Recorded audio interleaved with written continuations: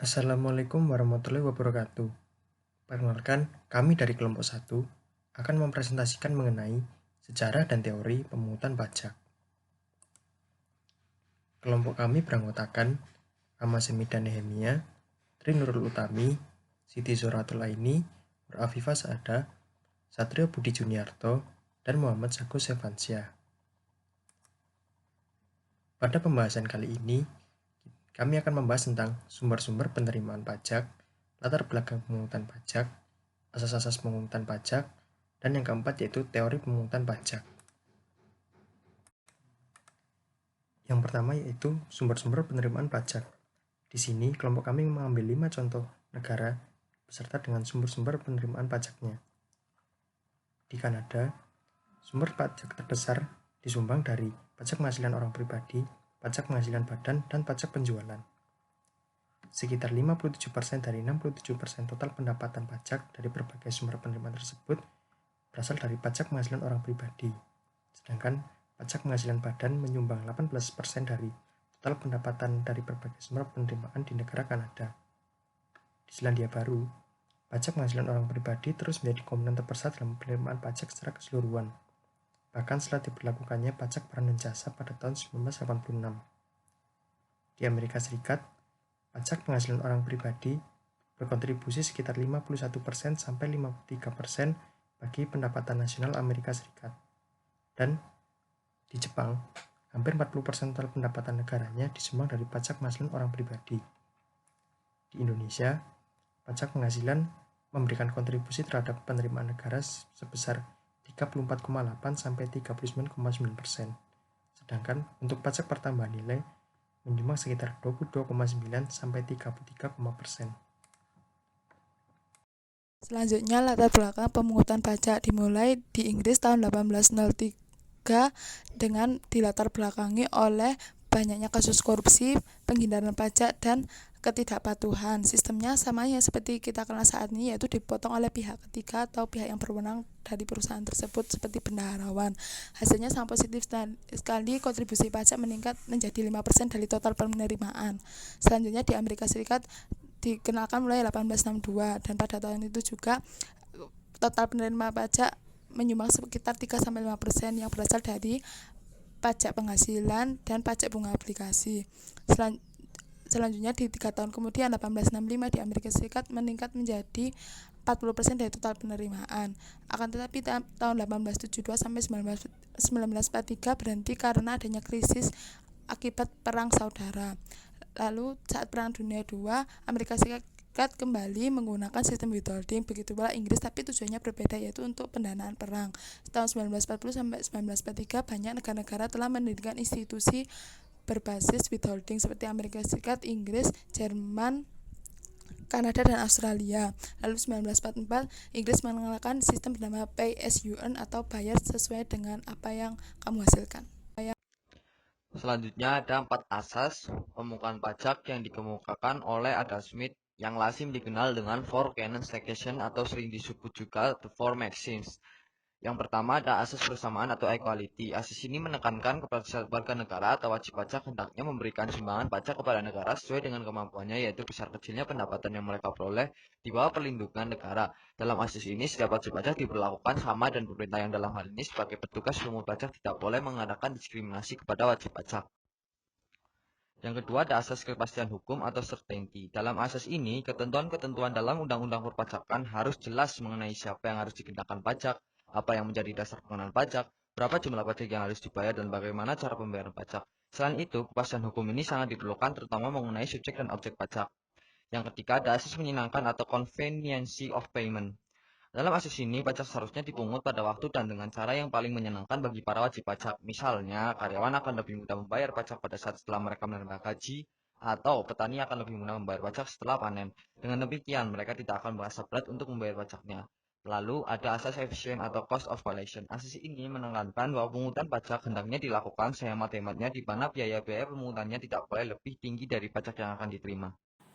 Selanjutnya, asas-asas pemungutan pajak menurut Rahayu tahun 2010 dibagi menjadi 3. Yang pertama, asas domisili, yaitu pengenaan pajak tergantung pada tempat tinggal atau domisili wajib pajak. Wajib pajak yang tinggal di suatu negara, maka negara itulah yang berhak mengenakan pajak.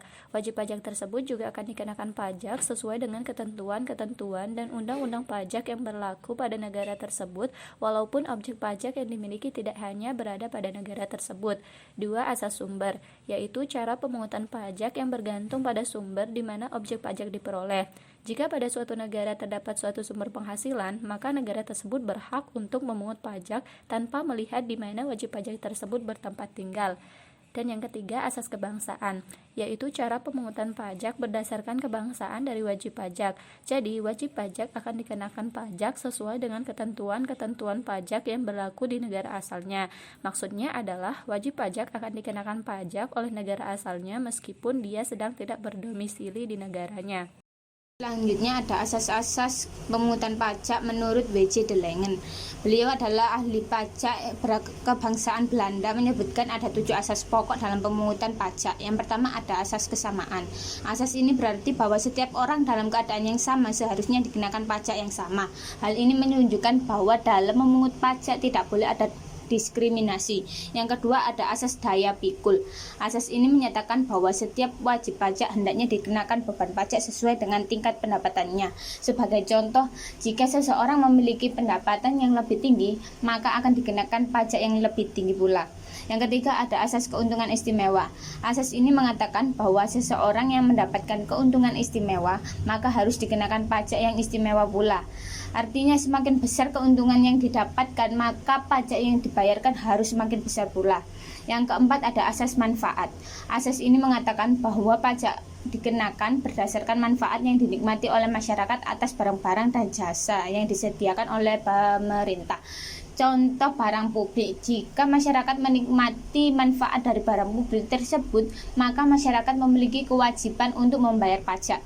Yang kelima, asas kesejahteraan. Asas ini menyatakan bahwa dengan adanya tugas pemerintah yang pada satu memberikan atau menyediakan barang dan di pihak lain, maka ada yang memungut atau menagih pajak untuk membiayai kegiatan tersebut. Hal ini bertujuan untuk mengembalikan kesejahteraan masyarakat. Yang keenam, asas keringanan beban. Asas ini menyatakan bahwa meskipun pemungutan pajak merupakan beban masyarakat dan betapapun tingginya kesadaran mereka dalam membayar pajak, akan tetapi hendaknya pemerintah dalam pemungutan pajak agar dapat beban tersebut dibuat sekecil-kecilnya. Jadi agar tidak membebankan bahwa pajak itu sebuah beban bagi masyarakat. Yang ketujuh, asas keseimbangan. Asas ini menyatakan bahwa dalam melaksanakan berbagai asas tersebut mungkin saling bertentangan, akan tetapi hendaknya selalu diusahakan sebaik mungkin. Jika dalam melakukan asas-asas di atas tersebut harus dipertimbangkan apakah melanggar peraturan atau tidak, apakah melanggar undang-undang yang sebelumnya ada atau tidak. Pada slide kali ini kita akan membahas teori pemungutan pajak. Yang pertama, teori asuransi. Teori asuransi mengartikan bahwa pembayaran pajak bagaikan membayar premi dalam perusahaan asuransi.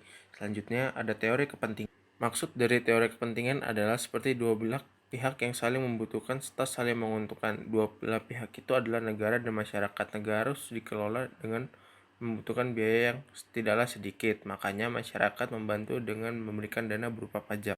Teori gaya pikul. Teori gaya pikul mengartikan pajak yang dibayar harus sesuai dengan gaya pikul, yaitu keseimbangan antara pengeluaran dan penghasilan. Sesuai dengan gaya pikul ini, maka pembayaran pajak akan menjadi wajib apabila kebutuhan primer dari wajib pajak sudah terpenuhi. Teori bakti. Dalam teori bakti dikatakan apabila negara mempunyai hak mutlak untuk mengambil pajak dari rakyatnya, rakyat juga dianggap memiliki kesadaran penuh untuk membayar pajak sebagai bentuk tanda bakti kepada negara. Teori daya beli. Teori daya beli berkaitan erat dengan kemampuan masyarakat untuk melakukan transaksi jual beli melalui pungutan pajak. Diharapkan bisa menarik daya beli setiap rumah tangga atau masyarakat. Teori kedaulatan negara. Teori kedaulatan negara menganggap bahwa negara itu sendirilah sebagai sumber dalam negara. Oleh karena itu, negara dianggap memiliki hak yang tidak terbatas terhadap hidup dan properti rakyatnya. Teori perjanjian. Teori perjanjian mengusung pengibaratan sebuah perjanjian antara dua pihak di mana kedua pihak itu saling melaksanakan janjinya. Melalui perjanjian diharapkan bisa tercipta kepastian hukum yang menimbulkan hak dan kewajiban masing-masing pihak.